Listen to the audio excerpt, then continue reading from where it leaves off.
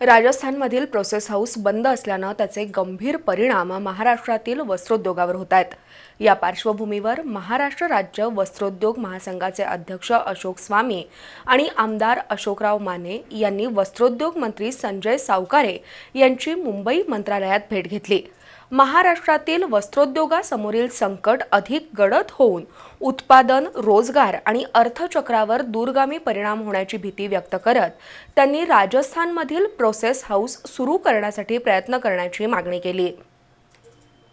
महाराष्ट्रात उत्पादित होणारं मोठ्या प्रमाणातील ग्रे कापड अंतिम प्रक्रियेसाठी राजस्थानमधील पाली, बालोतर आणि जोधपूरला पाठवलं जातं। मात्र तिथली प्रोसेस हाऊस प्रदूषणाच्या कारणावरून बंद असल्यानं तयार झालेलं कापड अडकून पडलंय। वस्त्रोद्योग हा लाखो कुटुंबांच्या रोजगाराचा आधार असून परिस्थिती अशीच राहिल्यास महाराष्ट्रातील वस्त्रोद्योगाची आर्थिक घडी पूर्णपणे विस्कटण्याचा धोका आहे। या पार्श्वभूमीवर महाराष्ट्र राज्य वस्त्रोद्योग महासंघाचे अध्यक्ष अशोक स्वामी आणि आमदार अशोकराव माने यांनी वस्त्रोद्योग मंत्री संजय सावकारे यांची मुंबई मंत्रालयात भेट घेतली।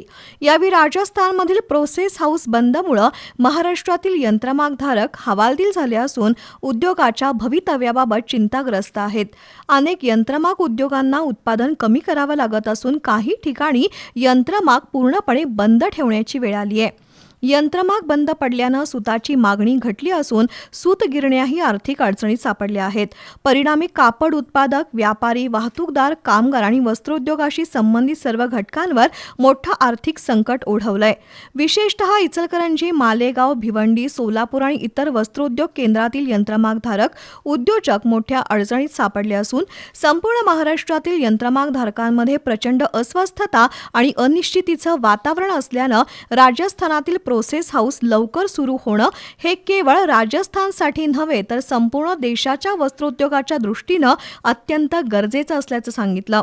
यावेळी वस्त्रोद्योग मंत्री सावकारे यांनी याची गांभीर्यानं दखल घेत राजस्थानचे मुख्यमंत्री संबंधित मंत्र्यांशी पत्रव्यवहार करून प्रोसेस उद्योग पुन्हा सुरू करण्यासाठी सकारात्मक मार्ग काढण्याची ग्वाही दिली।